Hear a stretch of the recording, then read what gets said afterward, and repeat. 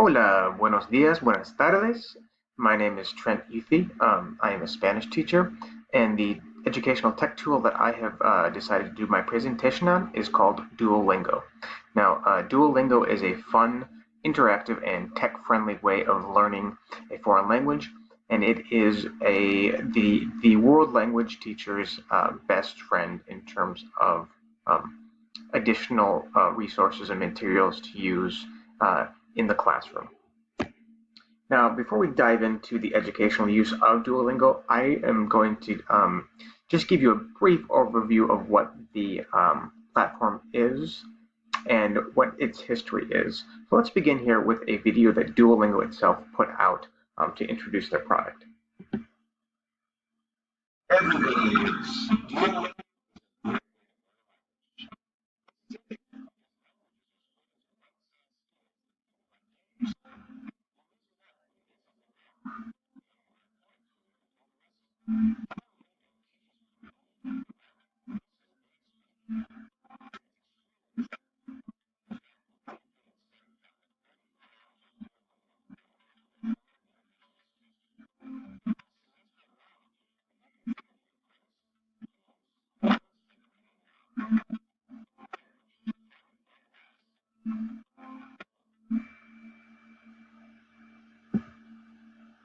So what is Duolingo exactly?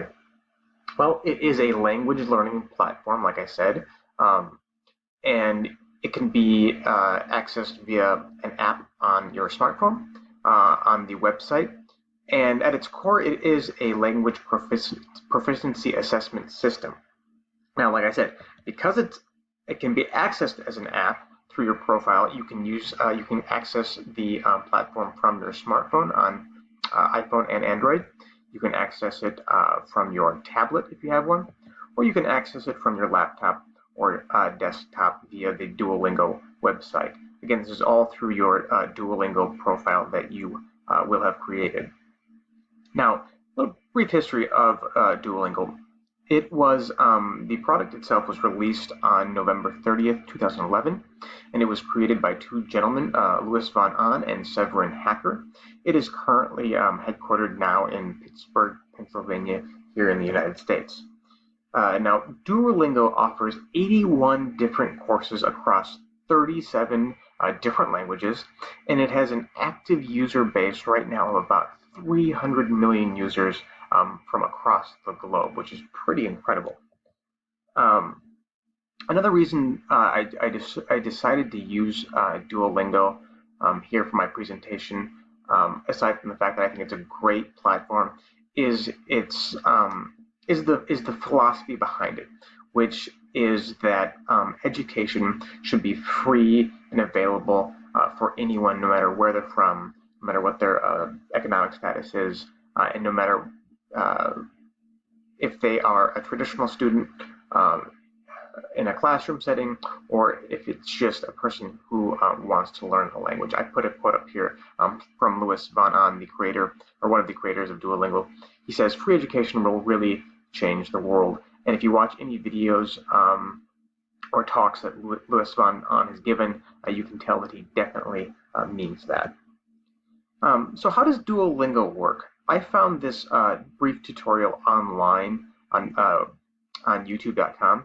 Now it doesn't go along with my Spanish theme, me being a Spanish teacher. It's German, but I did find it very useful.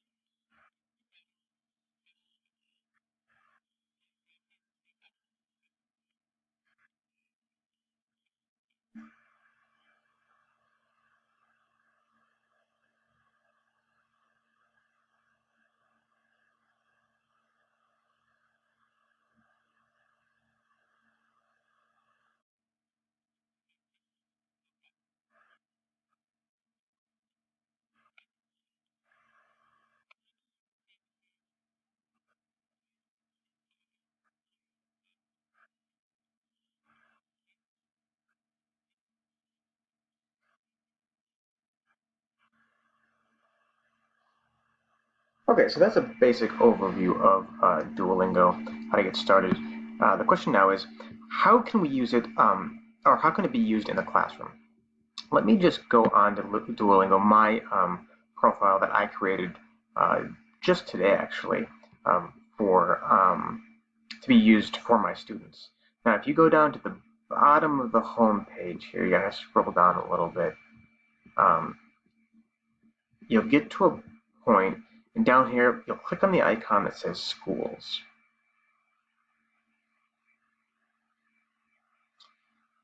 So it'll ask you to create an account as a teacher, but I'm already using Duolingo, so I'm going to log in using that account.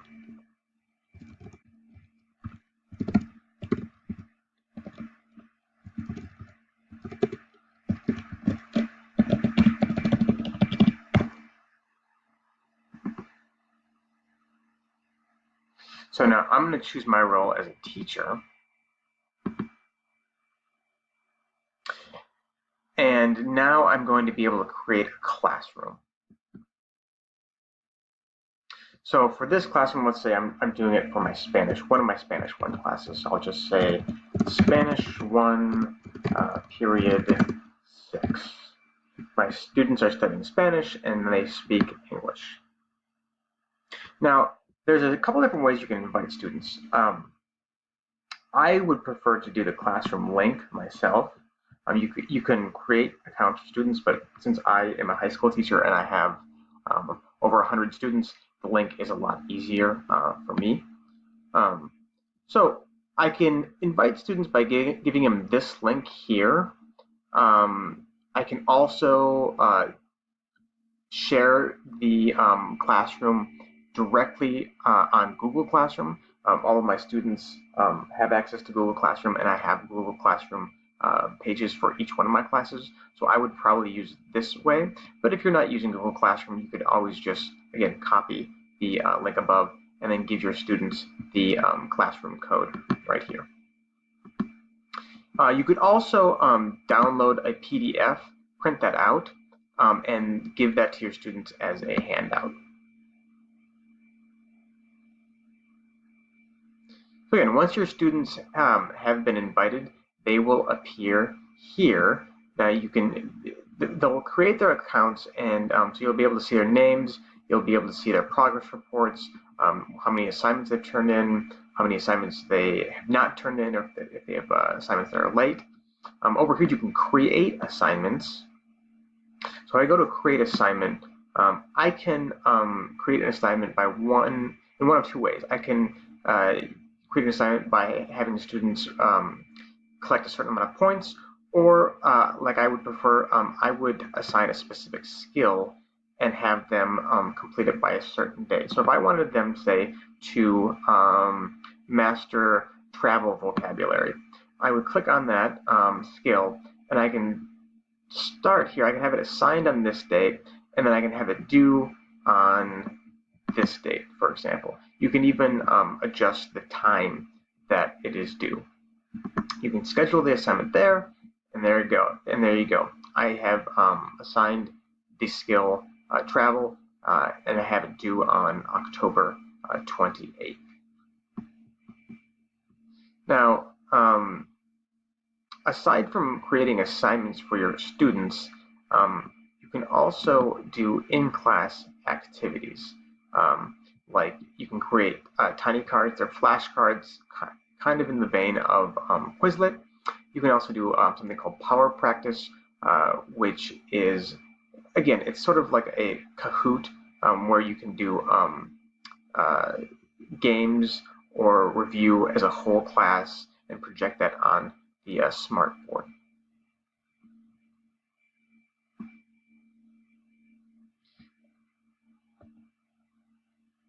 Now, I also created a tutorial handout in the form of a Google Doc that I would give to students to have them create their accounts. As you see here, I have it on a step-by-step basis. First thing I'd have them do, obviously, is go to the main page, duolingo.com. Have it once here, I'd have them click on the Get Started button. um, which brings them to this page. Click on the Spanish icon saying that you want to learn Spanish. To set their goal, I would have them do 10 minutes at first, a 10-minute daily goal. That can be adjusted later if need be. Now for Spanish 1 students, which I'm going to be focusing on in this presentation, I'd have them click on the Start at the Basics icon on the left-hand side of the screen, and then I'd have them complete the initial lesson shown here above. Now, once they complete that lesson, it'll give them, there will be an icon that comes up saying that they've received 10 experience points. Once they have that, they'll click Continue. And so then, for them to save their progress on that initial lesson, that's when they're going to have to create their account.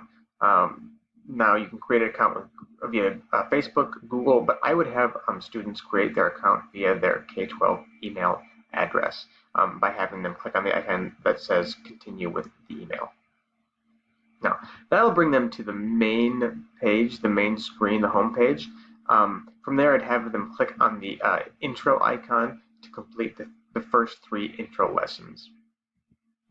Now, once they're done with that, the intro bar will be completely full, and that will give them access to the next skill, which is phrases. Also, on the right-hand side, I've also included a description that says you can track your progress. On this side of the screen, you can see your crown level, you can see your daily goal, your day streak, your experience points gained, and new assignments that I would post, and more. So again, Duolingo, like I said, I chose this platform because I find that it is a very user-friendly and very engaging way for students to learn new vocabulary and to keep their skill set up and to hone not only their reading skills, but also their listening skills, their speaking skills, and their writing skills.